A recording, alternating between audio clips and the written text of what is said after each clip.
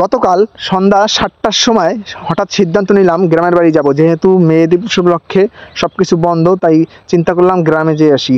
তো 7:45 আমি বের হয়ে গেলাম। আমার লঞ্চ ছিল 8:45, 1 ঘন্টা আগে বাসা থেকে বেরিয়েছি, জানি না কি হবে, লঞ্চ পাবো কিনা।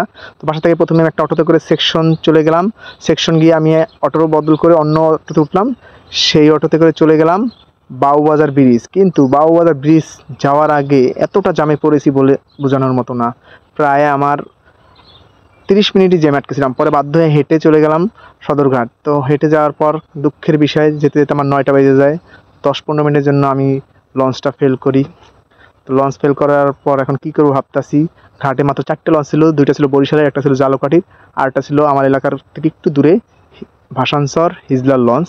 তো চিন্তা করলাম এই লঞ্চটাই চলে যাই, যেহেতু আমি মুলাদির লঞ্চ মিস করেছি। তাই লঞ্চে ওঠার আগে চিন্তা করলাম এই লঞ্চটা ছাড়তে প্রায় এখনও 1 ঘন্টা আছে। এই লঞ্চটা প্রায় 10টার কাছাকাছি ছাড়ে। তো প্রথমে খেয়ে নিলাম ঝালমুড়ি। তো বরিশাল মানুষ এই হাবিজাবি খাওয়াকে বলে উলুফা। লঞ্চে গেলে উলুফা খরচ এক্সট্রা হবেই। তো উলুফা খরচই দেখা যায় প্রায় 1-150 হয়ে যায়। তো লঞ্চের ঝালমুড়ি বা যে কোনো উলুফাই সত্যি খুব মজা লাগে। ঝালমুড়ি আছে, তার মধ্যে আছে চানাচুর, তার মধ্যে আছে চিড়া মুড়ি। এছাড়া এই জিনিসটা আমার খুব পছন্দ, এটাকে ঘুগনি বলে। ঘুগনি সালাদ দিয়ে খুব মজা। তো একে একে সব লঞ্চ ছেড়ে চলে গেছে। 4টে লঞ্চ ছিল, এখন বরিশালের একটা লঞ্চ ছেড়ে দিছে। এখন ঘাটে আর রইল 2টি লঞ্চ। তো লঞ্চ মিস করে খুব আফসোস হইতেছিল। এখন আমাদের লঞ্চটা ছাড়ে না, প্রায় 10টা বেজে গেছে। তারপরও যেহেতু 3 দিন বন্ধ, তাই মানুষ অনেক হবে। বাসা থেকে ডিম সিদ্ধ এনেছি, সেটা খেয়ে নিলাম। অবশেষে আমাদের লঞ্চ ছেড়ে দিল ঠিক রাত 10টায়। 9:50 ছাড়ার কথা থাকলেও 10টায় ছাড়ে, 10 মিনিট লেট করে।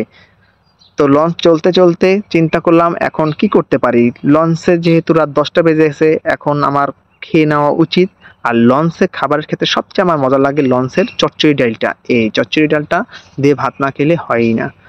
তো এই চচ্চড়ি ডালটা দিয়ে ভাত খেয়ে নিলাম, সাথে অন্য কিছু ছিল। এরপর চিপস নিলাম। লঞ্চের করিডোরে নদী দেখতে দেখতে চিপস খেতে সত্যিই খুব ভালো লাগে আমার। তো চিপস খেতে খেতে রাতে একটা ঘুম দিয়ে দিলাম। সকালে উঠে দেখি লঞ্চ আমার ঘাটের কাছাকাছি চলে এসেছে। আমি শৌলা ঘাটে নামবো, যেহেতু মুলাদির লঞ্চ মিস করেছি। শৌলা নামলে এখান থেকে যাওয়া আমার গ্রামে মোটামুটি কাছে হবে, তাও অনেক দূর। তো সকালবেলা যখন লঞ্চটা চলতেছিল, সূর্য উঠতেছিল, লঞ্চে বসে সকাল হতে দেখাটা সত্যি অসাধারণ। তো অবশেষে আমার ঘাট শৌলা এসে পড়েছে। এখন আমি নেমে পড়বো শৌলা লঞ্চ টার্মিনালে। লঞ্চটা রাতে 2 ঘন্টা এক জায়গায় আটকে ছিল, তা না হলে আরও 2 ঘন্টা আগে আসতে পারতাম। সকাল 5:30টায় আমি শৌলা লঞ্চ ঘাট নামি। তো শৌলা লঞ্চ ঘাটে নামার পরে আমি একটা অটোতে উঠে পড়লাম বাড়ির উদ্দেশ্যে।